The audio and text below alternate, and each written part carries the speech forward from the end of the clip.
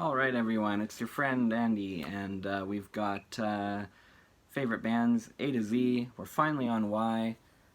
So Y is an interesting one, and this is the series where I go from the letter A to Z or Z and pick my favorite band for each respective letter and a favorite release from that band, and then I do a runner-up with a favorite release, and usually we get some honorable mentions in there.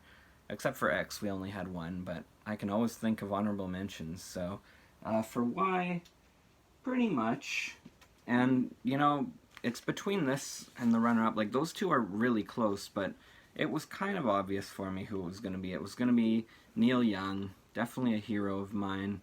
Loved stuff from every decade. I don't care for people that say he didn't do anything good after Harvest Moon, or the 80s were crap for Neil. I love the 80s stuff a lot. I will admit, though, that the bulk of his most genius stuff is in the 70s. But I almost wanted to bring out my copy of Landing on Water and bring that out and upset some people with, that's my favorite release, and I actually really like that one.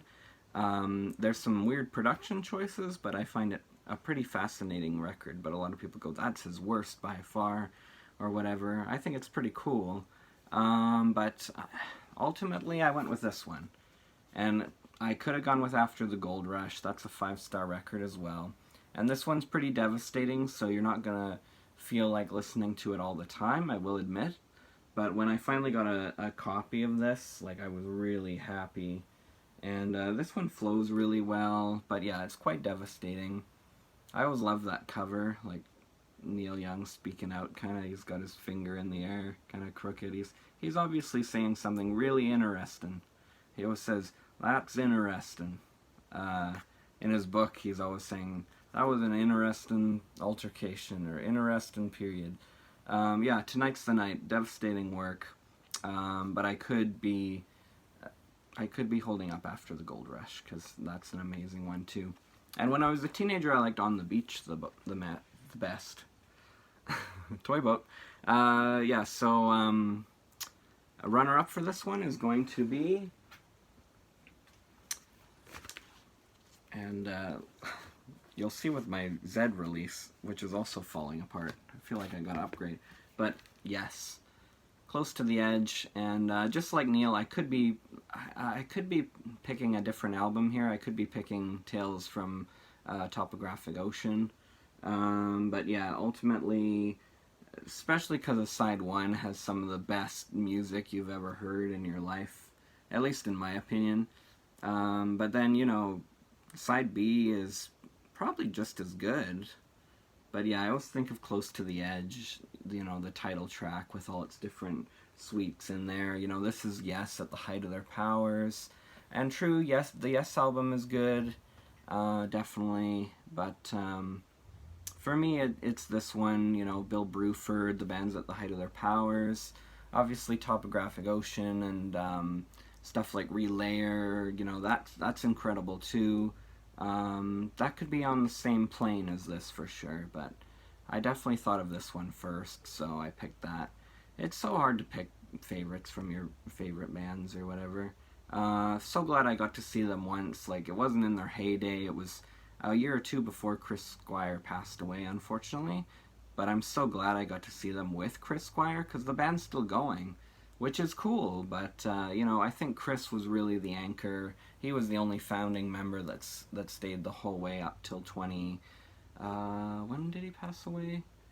But anyway, up till Heaven and Earth and those records.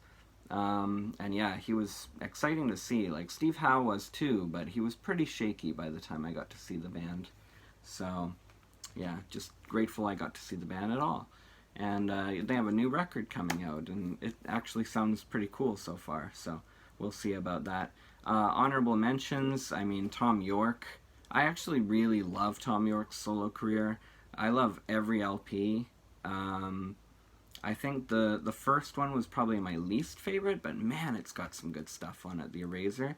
But yeah, Tomorrow's Modern Boxes, and the soundtrack one he did was absolutely stellar. There's some beautiful stuff on there. There's some stuff that rivals Moon-Shaped Pool, which, you know, I did choose as my favorite Radiohead record in the ranking thing, but when it came to our bands, I chose something else. Yeah, so definitely Tom York, and I gotta get those LPs. I just gots to. But I don't have any in my collection, unfortunately. I'm working on getting all the Radiohead stuff, you know? I've got all the CDs, now I want to get all the LPs, and then maybe I'll get to Tom York, and I'll run out of room or whatever. Yo La Tengo, Year of the Rabbit. The only reason why they weren't in there is they only have that one record and an EP, but I love Year of the Rabbit. The Yeah Yeah Yeahs, especially for Fever to Tell. Yardbirds, of course. And the almighty, hilarious genius Weird Al Yankovic. Just his craft and how much work he puts into those song parodies, you know? Any other parody artist is just like, you know, they knock off a parody and it's like, haha, but it's not very deep. And, you know, he goes the full way, the full musicianship. It gets the voice inflections down, incredibly funny lyrics, and the band just goes to town on those parodies. And, you know, he does all the live stuff, and the costume changes, and the music videos are absolutely stellar. So, yeah, tune in tomorrow, and we'll have Z or Z, depending on where you're from. Thanks so much for watching. Peace out.